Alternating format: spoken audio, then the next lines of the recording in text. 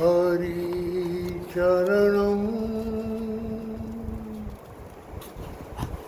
हरि शरणं हरि शरणं हरि शरणं हरि शरणं हरि शरणं हरि शरणं हरि शरणं प्रभु शरणं प्रभु शरणं प्रभु शरणं प्रभु शरणं प्रभु शरणं प्रभु शरणं प्रभु शरणं प्रभु शरणं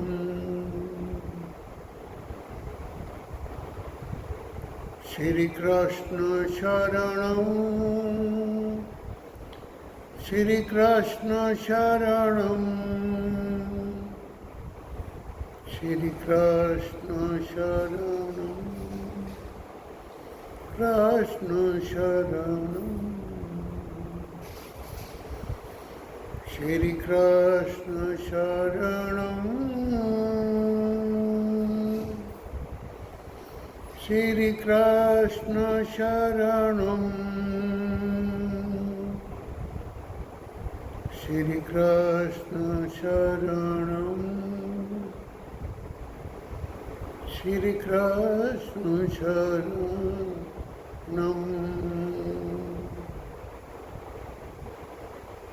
श्री गुरु शरणं श्री गुरु शरणं श्री गुरु शरणं गुरु शरणं श्री गुरु शरणं श्री गुरु शरणं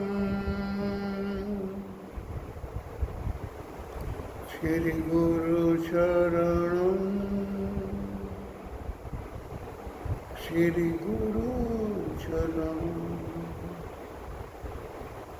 हरि शरणं हरि शरणं हरि शरणं हरि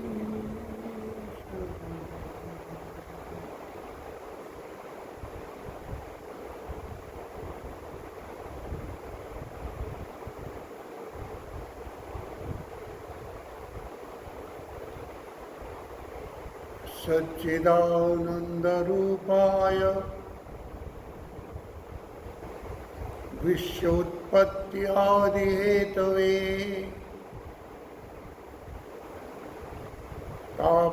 तापत्रयविनाशाय श्रीकृष्णाय वयं नमः श्रीकृष्णाय वयं नमः श्रीकृष्णाय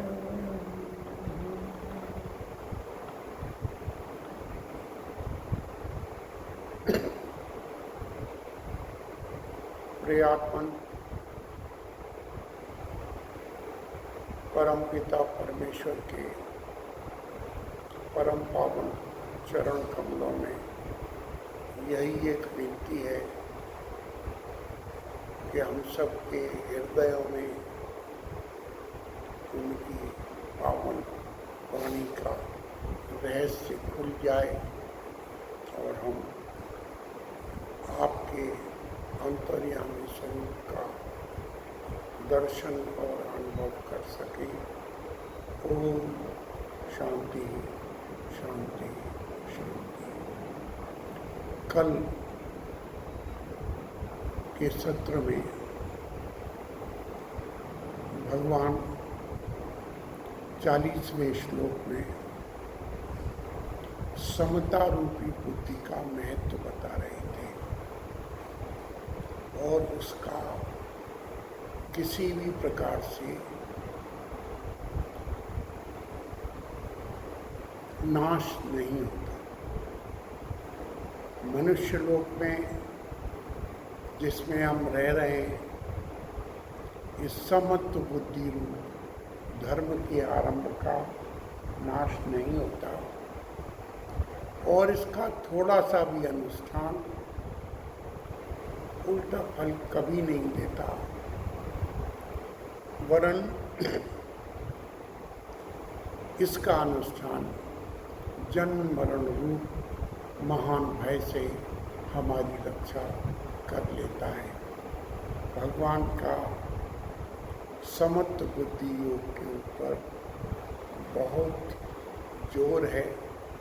बार बार अभी आप सुन रहे होंगे, पिछले प्रवचनों में भी, पिछले श्लोकों में भगवान ने इसके ऊपर बहुत स्पष्टता से अर्जुन के माध्यम से हमको इसका उपदेश दिया है। 41वें श्लोक में भगवान कहते हैं, व्यवसाय का बुद्धिर एक कुरुनंदन। व्यवसाय आत्मिका बुद्धिर एक कुरुनंदन बहुशाखा अनंतस्य बुद्धियो अव्यवसाय।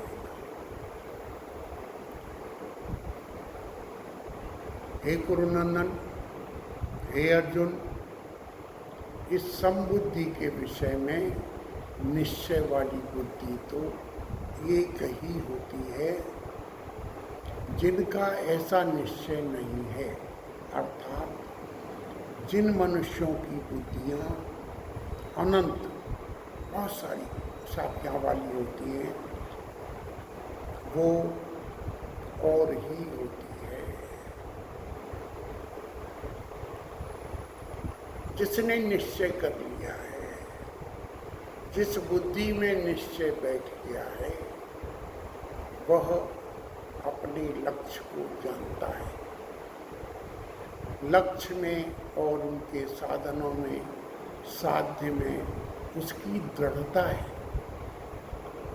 और जिनकी अनेक बुद्धियां हैं, कुछ इधर कुछ इधर, कुछ ये भोग कुछ वो भोग, कुछ परिवार का कुछ इधर का, अनेक तरह से मन में ऊपा को रहता है, तो उनकी बुद्धि निश्चय वाली नहीं है, वे अनिश्चय ही है। गंगा गए गंगादास, जमुना गए जमुनादास, थाली के बैंगन की तरह से वो चारों तरफ लुढ़कते रहते हैं और कुछ भी उन्हें प्राप्त नहीं होता। पुनः पुनः माता की गर्भ में और फिर मृत्यु की गोद में वो समाते रहते हैं। जबकि जिनकी बुद्धि निश्चय वाली है, उनकी एक ही कामना है, प्रभु की प्राप्ति। फिर जिनकी बुद्धि अनेक मार्गों पर अनेक भोगों को चाहती है, अनेक प्रकार के मन में संकल्प विकल्प हैं, तो उनको ऐसे लोग मिल भी जाते हैं।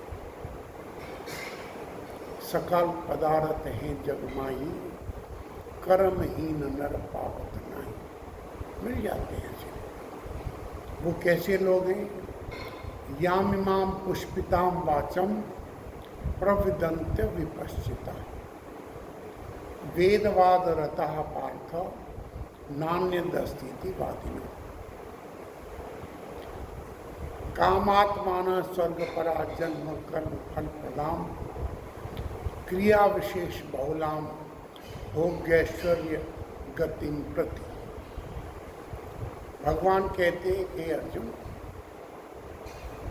जैसे आपको बताया है कि 4 वेदों में 1 लाख श्लोक हैं, उन 1 लाख श्लोकों में 80,000 श्लोक कर्म के, कि जो आप चाहते हैं,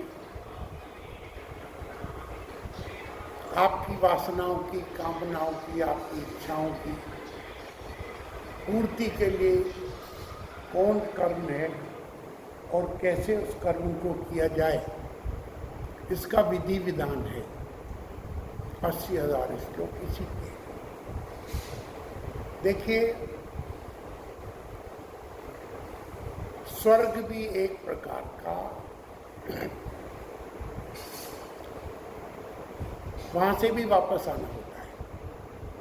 आपके पुण्यों के फलस्वरूप आपको कुछ काल तक का स्वर्ग मिलता है। जैसे ही आपके पुण्य समाप्त होते हैं, फिर आपको मृत्यु लोक में आना पड़ता है। जैसे आप विदेश घूमने चले जाएं, कहीं और भारत में कहीं घूमने चले जाएं, घूमेंगे फिरेंगे, जितने दिन पैसे हैं और जितने आपके पैसे हैं उसके अनुसार आपको होटलों में और बाकी सुविधा मिलेगी। जब पैसे खत्म हो जाएंगे तो फिर आपको वापस पुनः अपने घर आना पड़ता है। इसी प्रकार पाप और पुण्य है, इनका फल भोगना पड़ता है और ये नाशी है।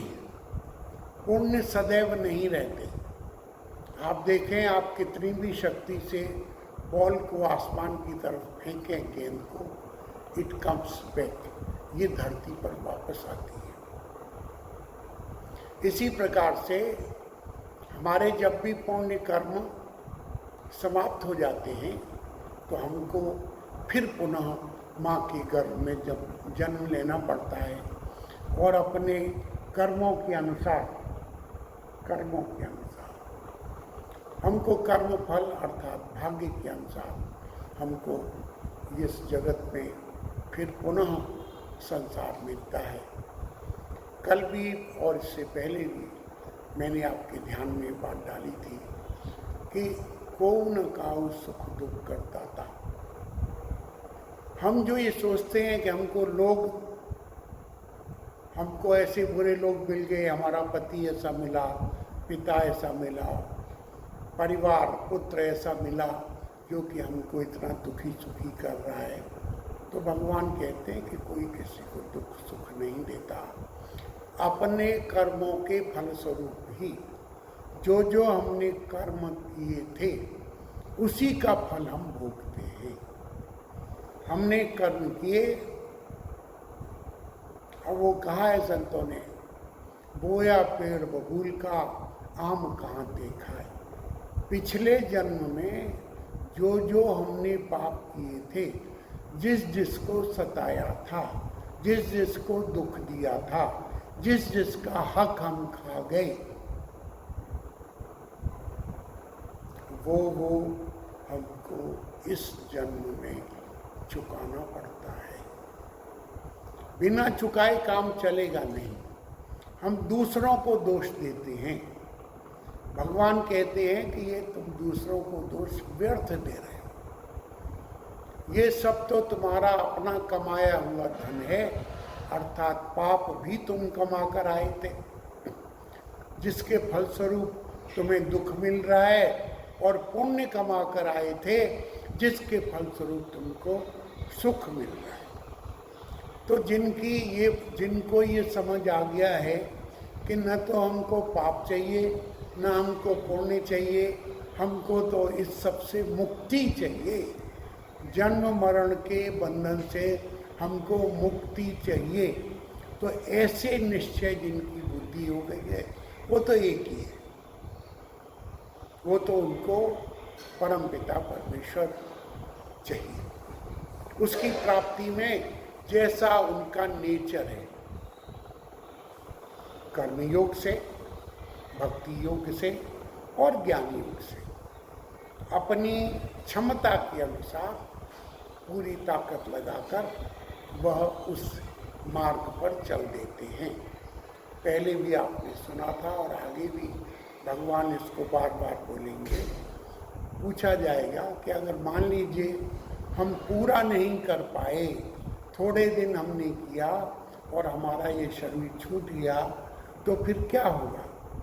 तो इसके लिए कहा गया है कि अगर कोई राहगीर यात्रा कर रहा हो और यात्रा करते समय उसको नींद आ जाए तो उसकी पिछली यात्रा समाप्त नहीं होती, वो वहीं से फिर आगे शुरू कर देता है। इसी प्रकार योग करते करते अगर यह शरीर छूट जाए तो क्या पिछला योग चला गया? बोलते हैं भगवान नहीं, आगे से आगे की यात्रा प्रारंभ हो जाएगी और तब तक ये यात्रा रहेगी जब तक कि हमको हमारे लक्ष्य अर्थात परमात्मा की प्राप्ति नहीं हो जाती। तो जैसा मैंने कहा कि जिनको भोग चाहिए, तरह तरह के भोग चाहिए, तो उस तरह के भी वेदों में वचन हैं और उसको बोलने वाले भी बहुत हैं, क्योंकि सत्य की चर्चा करने से वक्ता का अपना कोई भौतिक लाभ नहीं होता। भौतिक लाभ के लिए जब तक श्रोता को मीठी मीठी बातें करके इधर उधर का करके उसको फंसाया जाता है कि ये कर तो ये होगा, ये कर तो ये होगा, तो उसके करने से कराने वाले का लाभ हो जाता है, उसका हो चाहे न हो। तो भगवान कहते हैं यामिमाम पुष्पिताम वाचम प्रवदन्ति विपश्चितः, जो कामनाओं में तन्मय हो रहे हैं, जो भी हो हमारी तो ये इच्छा पूरी हो जाए, अच्छा हो बुरा हो, पाप करना पड़े पुण्य करना पड़े, कोई हमको चिंता नहीं है, मेरी इच्छा पूरी हो जाए, जो मैं चाहता हूँ ऐसा हो जाए, ऐसे लोग स्वर्ग को ही श्रेष्ठ मानते हैं। बोलते हैं बस कुछ नहीं, स्वर्ग मिल जाए, स्वर्ग से ऊपर कुछ नहीं है, स्वर्ग को ही श्रेष्ठ मानते हैं। और वेदों में सकाम कर्म करने वाले वचनों के प्रति प्रीति रखने वाले, भाई हमको तो कुछ मिले, अच्छा मिले, पुण्य हो और इससे हमको स्वर्ग मिल जाएगा, ऐसे वचन हमको तो बताओ। हमें तो मोक्ष और वैराग्य विवेक और ये सब संबुद्धि और ये निष्काम कर्म योग ये चर्चा छोड़ो, हमको तो ऐसी बात करो जिससे हमारी इच्छाएं पूरी हो जाएं, हमें इस जन्म में खूब भोग मिले और हमको स्वर्ग प्राप्त हो जाए। तो ऐसा भोगों के सिवाय और कुछ है ही नहीं। किसने देखा है कल? भोगों के सिवाय संसार में और कुछ है ही नहीं। ऐसे अविवेकी अर्थात ना समझ लोग, मूढ़ लोग, मूर्ख लोग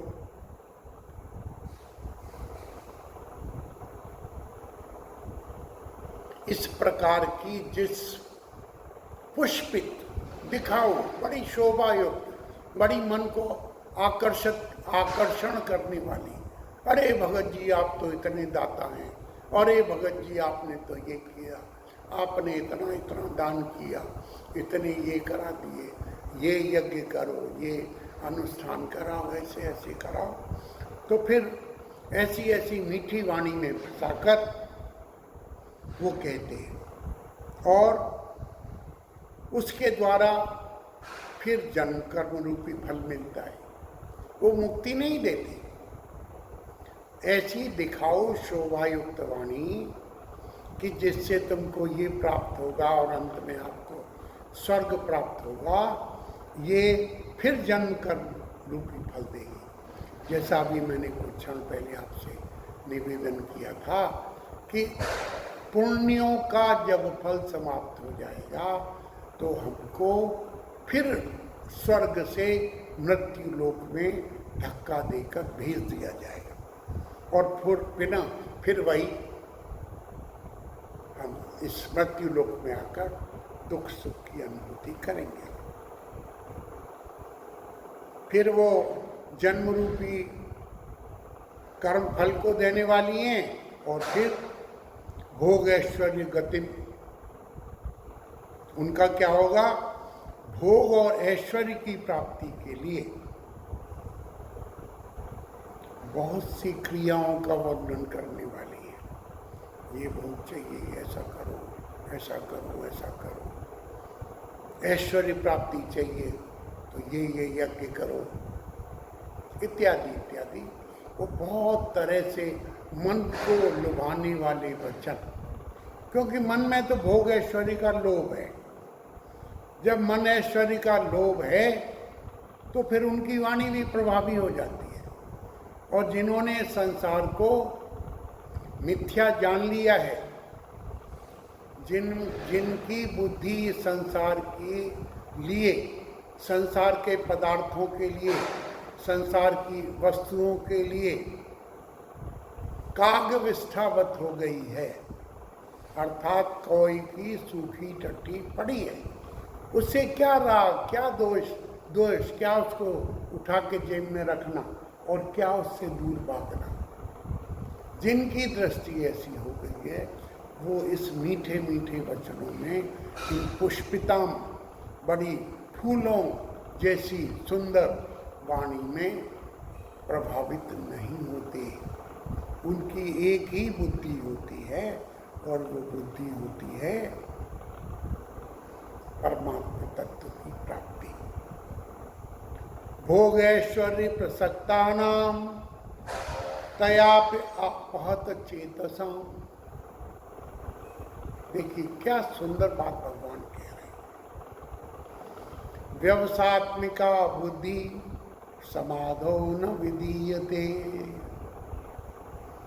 उस पुष्पित वाणी से, वो दिखाऊ वाणी से, उस आकर्षक वाणी से जो आपको प्राप्ति प्राप्ति प्राप्ति समझा रही है, दिखा रही है, ठीक है, और आपका मन उसमें पूरी तरह से डूबा हुआ है, लालायित है, मिल जाए, ये भी मिले, ये भी मिले, वो भी मिले,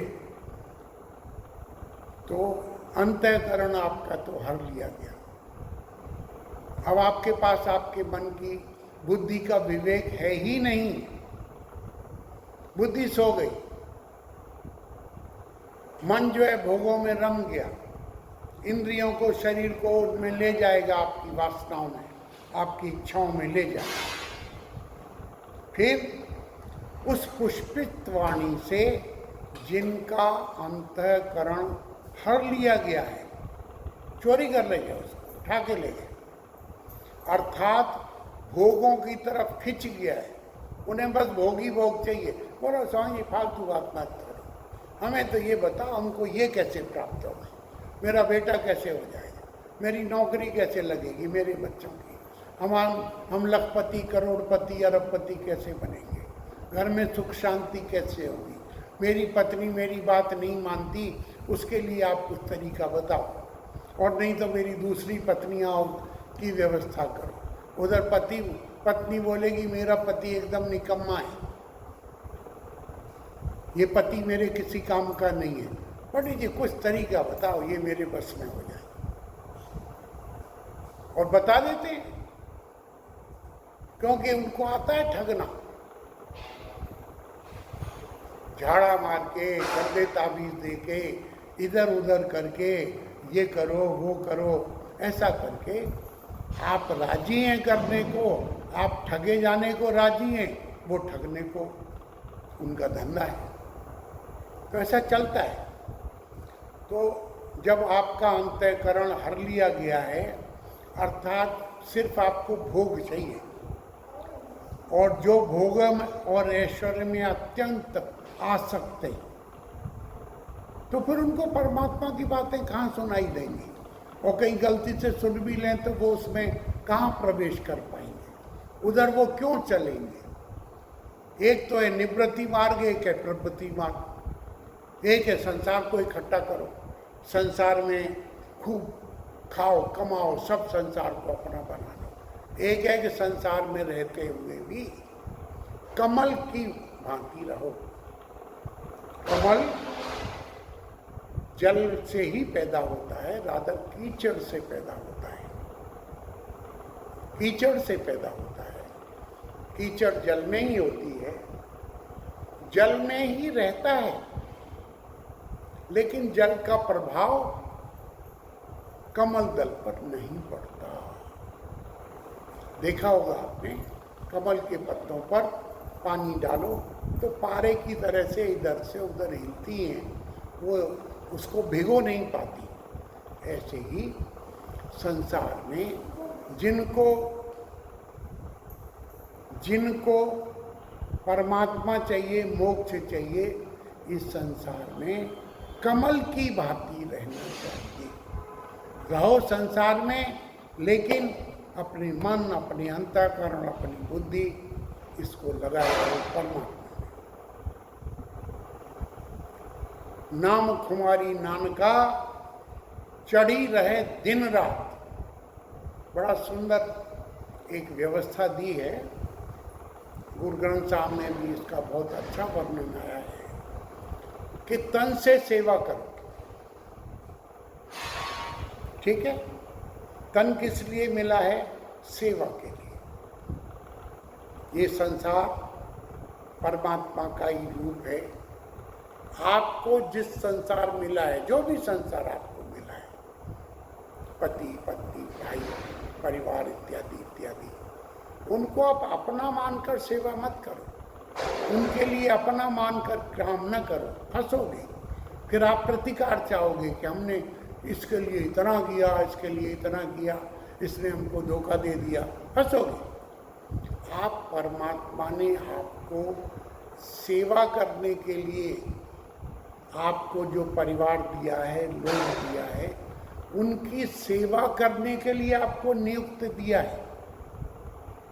आप उनकी सेवा करो, परमात्मा का हुक्म मानकर, परमात्मा ने हमको ये ड्यूटी दी है ऐसा मानकर सेवा करो। इस प्रकार करने से आप पाप पुण्य में नहीं फंसोगे, फिर आपको ईर्ष्या देश जलन नहीं होगी। जाहि विधि राखे राम ताहि विधि रहिए।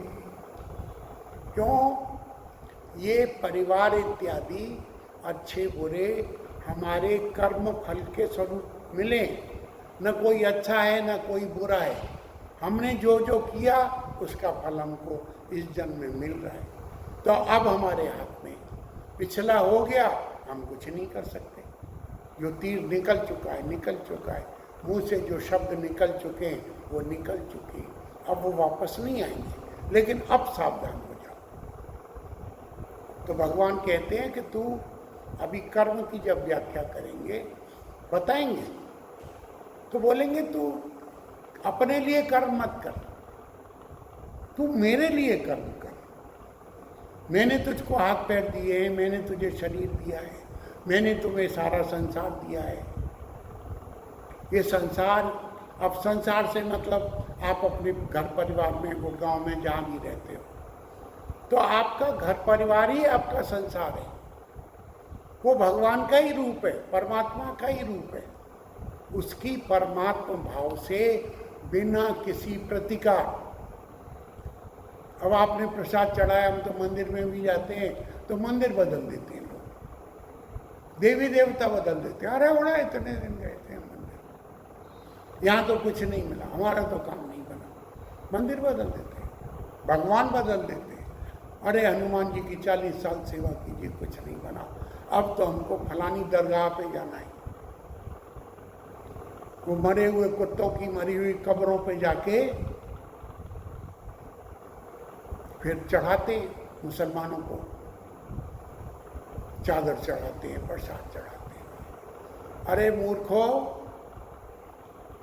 तुम्हारा बर्तन तो है 1 किलो का और तुम चाहते हो कि इसमें 100 किलो समा जाए, कैसे समा जाएगा? तुम कमा के उतना लाए हो पिछले जन्मों में।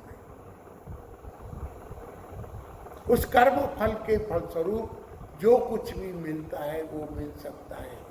हनुमान जी की 40 साल सेवा की है, तुम्हारे लिए आगे के मार्ग बहुत खुलने वाले हैं,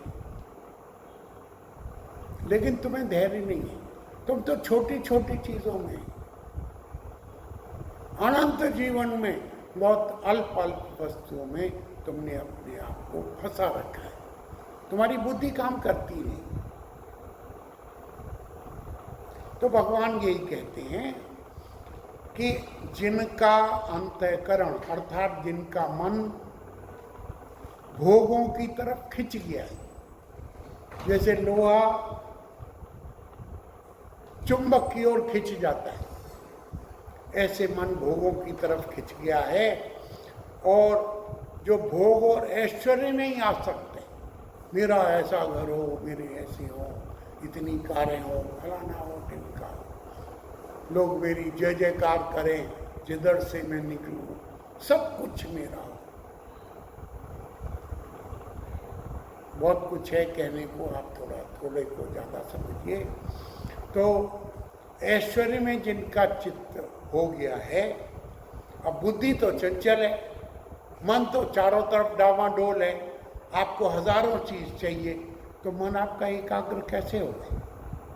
बहुत लोग बोलते हैं, जब आते हैं हमारे पास, हम बोलते हैं भाई थोड़ा नाम जप करो, थोड़ा ध्यान लगाओ, रास्ता तो वही है। फिर आ जाएंगे, अरे महाराज हमारा तो मन लगता ही नहीं। तो मन तो तेने लगा रखा है अपनी बीवी बच्चों में, मन तो तेने लगा रखा है अपने दुकान के धंधों में, मन तो लगा रखा है बैंक बैलेंस में, मन तो लगा रखा है तेने कितना कितना तुझे कैसे कैसे प्राप्त हो जाए। तो वो मन हजारों तरफ तो तेरा लगा हुआ है, तो एक जगह कैसे टिकेगा? तो टिकेगा, कहते हैं, शास्त्र कहता है, भगवान कहते हैं, तू एक कदम मेरी तरफ ईमानदारी से बढ़ा। तू एक कदम बढ़ाएगा, मैं 10 कदम तेरी ओर चलने को राजी हूं। कलयुग केवल नाम आधारा, सिमिर सिमिर नर उतर ही पारा। ये परिवार आपको सेवा के लिए मिला है, और सेवा ध्यान से सुनना, सेवा आपके अनुसार नहीं, सेवा उसे कहते हैं जिसके द्वारा, जिस कर्म के द्वारा, जिसके लिए जो कर्म किया जा रहा है उसको सुख मिले, दूसरे को सुख मिले, ऐसे कर्म सेवा कहलाते हैं। लेकिन वो कैसे बुद्धि में घुसेगा? हमने तो इसके लिए ये किया, हमने ये किया, हमने वो किया। अरे तुमने कभी किसी के लिए कुछ नहीं किया, सब तुम भ्रम में घूम रहे हो। इस संसार में कुछ मिलने वाला नहीं है, शीशे में दिखाई देता है, सपने की तरह ही जगत है। इस संसार में कुछ नाना कुछ साचो नहीं, इसमें कुछ सच नहीं है सिवाय एक परमात्मा के। तो जब तक ये जीवन है, तन से सेवा करो, शरीर से सेवा, और निष्काम और निस्वार्थ सेवा। आपकी कोई कामना ना हो, आपका कोई स्वार्थ न हो, वो है सेवा, उसको करो। और योग क्षेम, खाने पीने का और जीवन का यापन का तो भगवान कहते हैं मैं वहन करता हूँ। गलत से नहीं है हमको, हम कुछ कमाते हैं, खाते हैं, फलाना करते हैं ना, परमात्मा ही करते हैं। तो शरीर से सेवा करो, मन से जप करो। देख लो, आपका शरीर से कोई काम कर रहे होते हैं, मन घूमता रहता है चारों तरफ, ये वो हजार है महाराज, मक्खी की तरह से भिनभिनाता है। बैठ जाओ थोड़ा जप करने, कहीं हजार आएंगे, ये वो जो कभी सोचे भी नहीं थे, वो भी इतनी मक्खियां आके जैसे गुड़ पे विष्ठा पे भिनभिनाती हैं, ऐसे करके विचार, ऐसे करके तर्क आते रहेंगे। तो इस मन को कहाँ? मन को जप में लगाओ। काम करते रहो, काम तो हाथ पैर से करते रहो, काम से तन से होता है, शरीर से काम करो, मन से जप करो। लेकिन करें कैसे? हमारा तो जप हो रहा है, बेटा बेटी फलाने ये मिल जाए, वो मिल जाए, फलाने ढंग। जप तो आप कर रहे हैं, हर वक्त कर रहे हैं हमारा। बस आपको पता नहीं है कि आप जप कर रहे हो। जो आपका ये जो खोपड़ी में विचार घूम रहे हैं, ये जप ही तो है और क्या है? संसार का जप कर रहे हो आप, परमात्मा का जप नहीं कर रहे, आप संसार का जप कर रहे हो। तो उस मन को लगाओ ना, एक ही मन है, बूढ़ो मन न भय 10-20, एक हो तो सो गयो श्याम संग, को आराधे ईश। साधु जी ने बहुत अच्छा प्रसंग आपको सुनाया था उद्धव का। गोपियों के पास गए, ब्रह्म ज्ञान का उपदेश देने लगे कि अब ब्रह्म हो तुम तो जीवो ब्रह्म ना पर। तो गोपियों ने उनको बड़े प्रेम से सुना और सुनने के बाद बोलते हैं, उद्धव तुम्हारी बात तो सही है, तुम्हारी बात सही है, तुम ठीक कह रहे हो, तुम हमारे भले की बात कर रहे हो, लेकिन हम क्या करें बताओ। मन हमारे कोई 150 तो है नहीं, 10-20 नहीं है, एक ही होता है, एक ही मन था, उसको हमारा कृष्ण हर के ले गया। कूदो मन न बहे 10-20, एक हो तो एक ही मन था, सो गयो श्याम संग, वो तो श्याम ले गए। अब कौन ईश्वर की आराधना करे? मन हो तो करे ना, दूसरा मन हो तो करें। हमारा मन तो कृष्ण के चरणों में लगा हुआ है, हमारा मन तो संसार के चरणों में लगा हुआ है, तो फिर ईश्वर की आराधना कौन करे? तो संतों ने कहा तन से सेवा, सेवा में भी अहंकार मत करो। अगर अहंकार कर लिया तो फिर आप वो तो बेकार हो गया, फिर तो आपने बहुत अच्छा हलवा बनाया था, फिर तो उसमें विष्ठा डाल दी, बूटी कर दी। अहंकार स्वार्थ नहीं होना चाहिए, ना अपने इच्छा से करो कि मुझे ये मिले, अहंकार नहीं होना चाहिए। समत्व बुद्धि, सेवा कर रहे हैं, इसका अच्छा हो बुरा हो परमात्मा जाने, हम तो अपने हृदय से बिल्कुल सच्ची सेवा, सुख करने के लिए, इनको सुखी करने के लिए सेवा कर रहे हैं। फिर चित्त को उसको निरंजन में, परमात्मा में लगा दो। ठीक है, अब कैसे लगाओगे ये तो फिर एक दिन में कैसे बता देंगे, फिर हमको कौन पूछेगा। अर्थात ये क्रिया, ये ज्ञान आपको संतों के चरणों में बैठने से मिलेगा। ये आपको संसार वाले नहीं देंगे, अनुभवी संत ही देंगे। शरीर से सेवा, मन से जप, परमात्मा के नाम का जप, और चित्त से परमात्मा का सिमरन, स्मरण, यही जीवन जीने का सर्वोत्तम, प्रथम और अंतिम उपाय है। तो भगवान कहते हैं कि जिनको भोगेश्वरी में रुचि है, ठीक है, तो वो बोलने वाले भी वही वाणी बोलते हैं और उनकी वाणी बहुत आकर्षक होती है, मन को लगती है, बोला वाह वाह, ये प्राप्त हो जाएगा, वो प्राप्त हो जाएगा। तो ऐसी फूल उनके मुंह से फूल झड़ते हुए लगता है, वाह वाह क्या सुंदर बोला, हमारे मन की बात कह दी।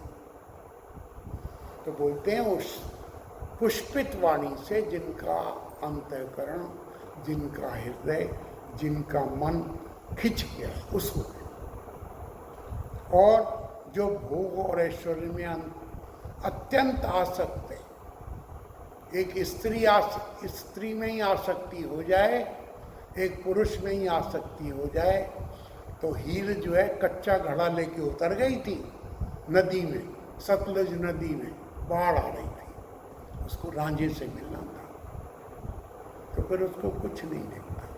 आसक्त व्यक्ति को कुछ नहीं दिखता, भला बुरा कुछ नहीं दिखता।